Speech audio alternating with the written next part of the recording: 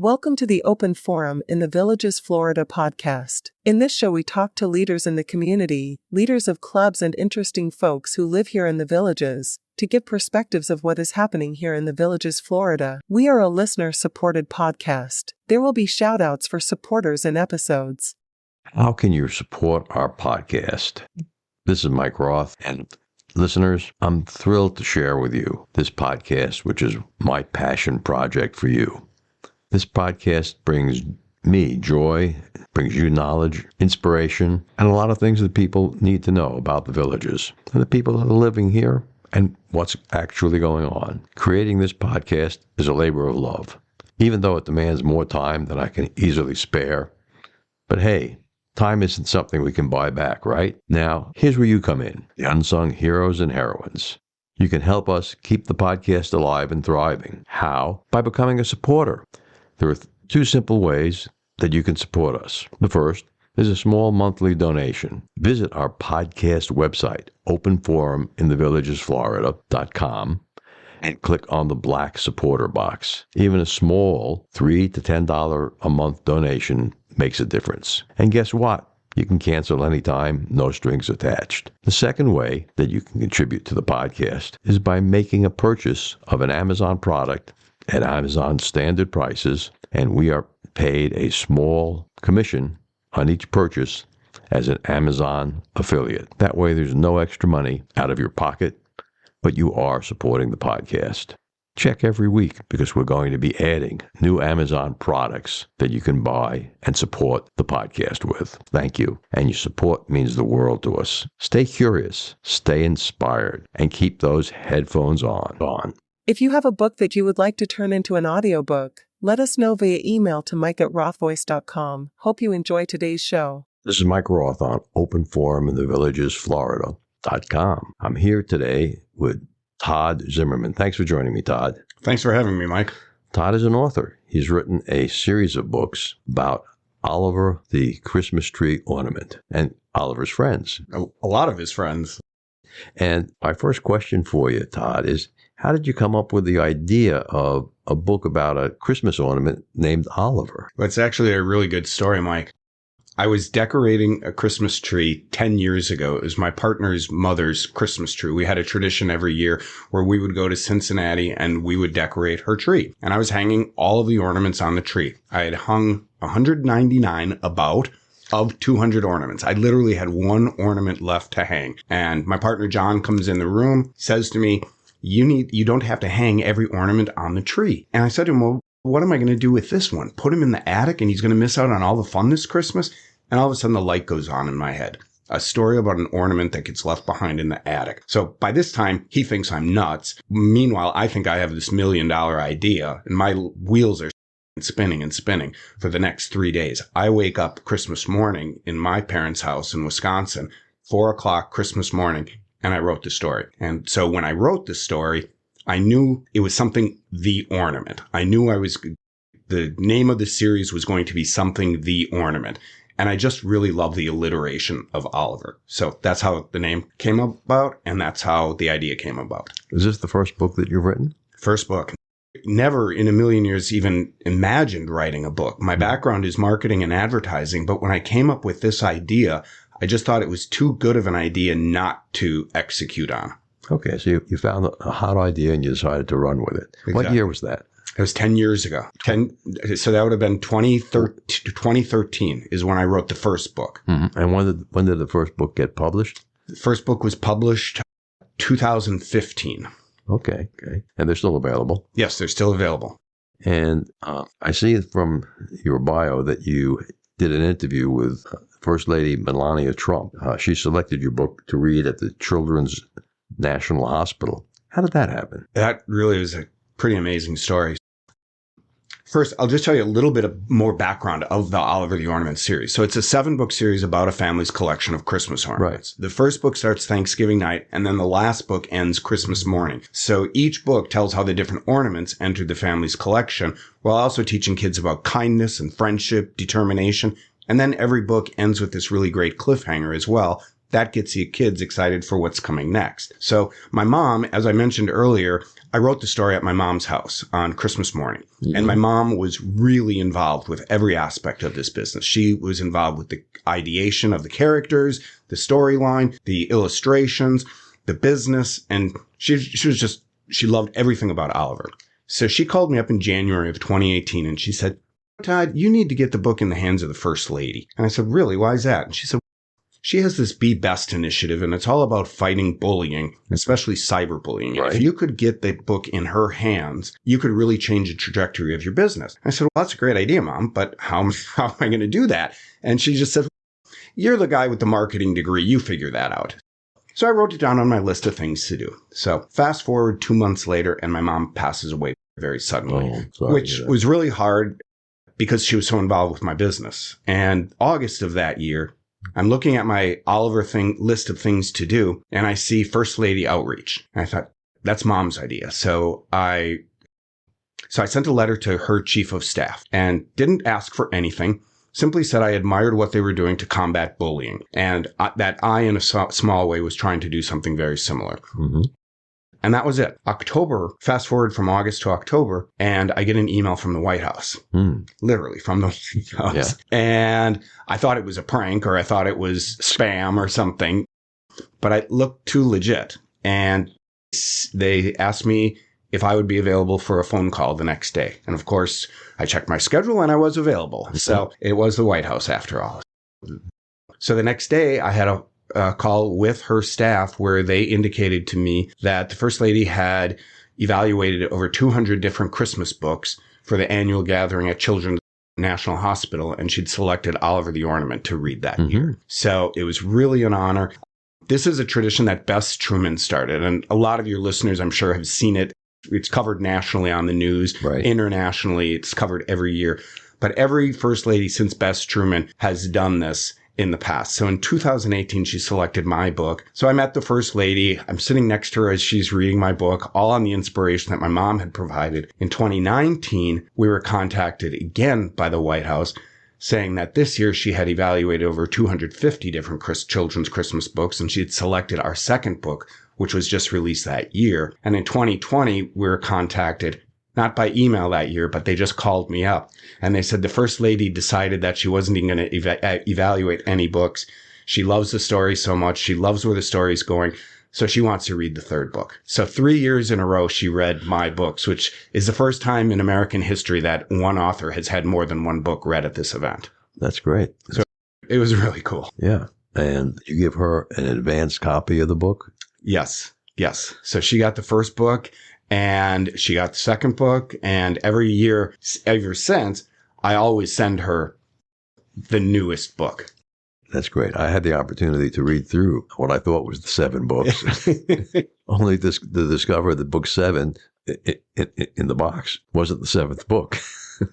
I was a little curious because all the other books said, read this book after read book 3 after book 2, read book 4 after book 3, and this last one didn't have a label on it to read it. So I read it. I thought it was book 7. We thought it was book 7. And that was shortly after I released the first book. As I mentioned, all of my books teach kids really important lessons like kindness and friendship and family and determination. As soon as I released my first book, I'd start hearing from school teachers. I'd start hearing from parents and grandparents saying they wish that I could write a book that was about that the kids could read throughout the year, not just at Christmas. Mm-hmm. And I thought, the book is about Christmas ornaments. My books are about Christmas ornaments. I don't want to compromise the integrity of my characters. So I didn't really give it any thought until the 4th of July, several years after releasing the first book, when I was in my attic and I'm getting flags out for the 4th of July to put in our front yard. And I see all my ornament boxes. And all of a sudden the light goes on in my head again about this story, and I came up with a new book called Oliver Doodle Dandy. And that's a celebration of America. And what it is, the little boy and the little girl in the family are helping the family get ready for their own 4th of July party. And they go to the attic and they are shocked that they see Oliver and all of his friends practicing for their own 4th of July parade. And they can't understand why this is. And they ask Oliver, they were like, what's the big deal about the 4th of July? It's just parades and it's just fireworks and parades. One by one, all of the ornaments tell them, no, the reason we celebrate the 4th of July is so many things. It's our freedoms. It's the beauty of our country. It's our accomplishments that we've achieved as Americans. It's about great leaders that we've had, inspirational Americans. And by the end of the story, the little boy in the family realizes that he can accomplish anything he sets his mind to. The little girl is dreaming about becoming the first person to land on Mars. So it's a really sweet message that hits home all the great things about this country. So I haven't read book 7 yet. Yeah. You can save that for the 4th of July. Yeah, that's a 4th of July book if I ever saw one. We're going to take a break now and listen to Dr. Craig Curtis. Let's talk about the omega-3 and omega-6. How should people get that from their diet? Primarily, you should get that through beans and nuts and legumes and fish. Mm-hmm. You can take a supplement of omega-3, omega-6s. However, don't overdo the supplementation of omega-3 specifically. There was a large study published by the American College of Cardiology a few years back that seemed to show that people that took too much omega-3 might have an increased risk of a heart arrhythmia. So my recommendation is, if you buy omega-3 supplements, take it as written. With over 20 years of experience studying brain health, Dr. Curtis's goal is to educate the village's community on how to live a longer, healthier life. To learn more, visit his website, craigcurtismd.com, or call 352-500-5252 to attend a free seminar. Tell us why you think the story of Oliver and all of his friends, the other ornaments, resonates so well with listeners. I think what it is every ornament tells a story. And as I think as your listeners are hearing this right now, they're probably thinking about ornaments that they have in their own collection. I can't tell you how many times I've had parents and grandparents come up to me at book signings with tears in their eyes, talking about how special this story is because it hits on the tradition of giving ornaments as gifts. And I think that's something really unique about this, is because I'm thinking right now of this favorite ornament that I have on my tree. It's a Jeep Wrangler ornament that was given to me by a really good friend of mine when I bought my Jeep. And I'm sure your listeners are thinking of the same stories themselves. And so I think that's why it really resonates. Mm-hmm. It's got a very strong family feel to it in these books.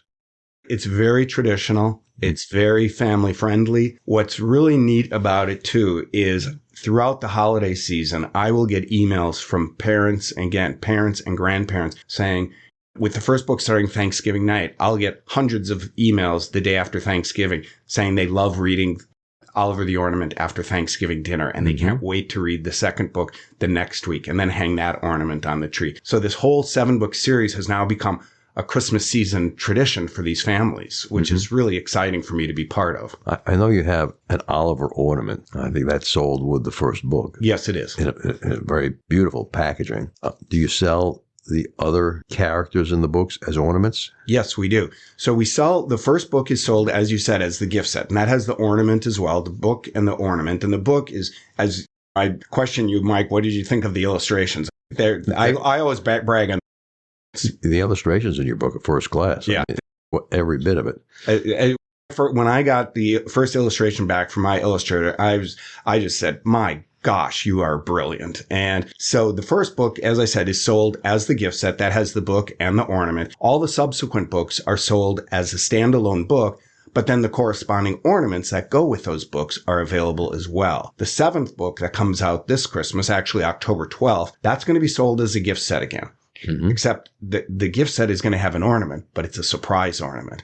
So the little children in the story get a new ornament from Santa Claus on Christmas Day in the story. And that's the same ornament that's going to be in the gift package. It's a gift pack. Okay. But don't tell anyone. I won't tell anyone. Is it okay if I tell our listeners what I really liked about all of the books? We talked about the illustrations a second ago. As I'm reading the books from right to left, left to right, depending on whether or not you're dyslexic, it was printed like a conventional children's book, very large, beautiful illustrations, heavyweight paper. And I get to this one page in the middle, and all of a sudden, I've got to turn the book 90 degrees to read the book. How did you come up with that idea?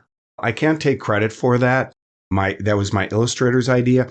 I call that the hero chapter. So a little bit more on Oliver. Oliver has a broken arm in this story. And because he has a broken arm, he gets bullied by some of the other ornaments. And even though that happens, he still has this magic and kindness in his heart. And that helps him overcome all odds to save the day in the first book. And that's saving the day takes place in the hero chapter. So what we have in every single book is Oliver, even though he's got his challenges, teaching children that despite the challenges that they're facing, they can accomplish anything they set their mind to.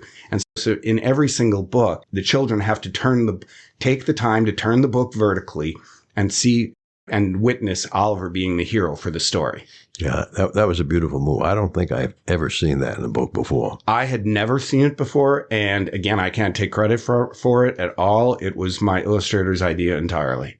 Mm-hmm. That might be the secret trick we talked about. That could be right. Exactly. That could be. Right. And if it was me writing the book, by the end of that first book, I was just feeling, man, I got to give this guy Oliver some super glue to glue that arm back on. Who's just killing me. Mom in the story Mom realizes that Oliver's arm is broken, as moms and grandmas oftentimes do. She makes everything better for Oliver. Good. I'm glad to hear that. You had some other characters in the book. You actually have a character that I call a villain, who is like a little donkey. Yes. Ornament. Is that character turned around in book 7? I can't tell you, but there is a funny story behind Nellie. We have 3 villains in the first book, Edsel, Buck, and Crystal. They bully Oliver because he can't do certain things. By the end of the first book, they realize the mistake they made by doing so. So they ask for forgiveness, and they're given forgiveness, and the first book ends really sweet. I wrote the second book, and I thought, my gosh, this book is actually sweeter than the first book. Mm-hmm. I didn't send it on to my editor or to my illustrator because there was something gnawing at me that was wrong with it. That was missing. There was just something wrong, and I didn't know what it was. And all of a sudden, I realized there's not a villain in the second book. Mm-hmm. Every children's story needs a villain. Absolutely. So I came up with this idea of a new ornament that gets introduced in the second book. Her name is Nellie, and Nellie is a donkey ornament, as you mentioned. Mm-hmm. She was left behind in the attic decades and decades ago. And this Christmas, she's snapped. And Nellie is determined to ruin Christmas for the ornaments, for the family, and ultimately for everyone in the whole wide world. She does things to hurt the family, to the ornaments, and to all the world. But even though that happens, Oliver and his friends, because of his kind heart, is always able to save the day. I can't tell you if she turns around in the 7th book, but you'll have to read that on October 12th. Okay. That's a good cliffhanger, too. Beyond the Oliver series, are you thinking of doing any other books? I've got a few other books in mind, actually. I've got a World War II one that I'm working on. I've got a faith-based book that I'm looking into doing. There also may be a prequel.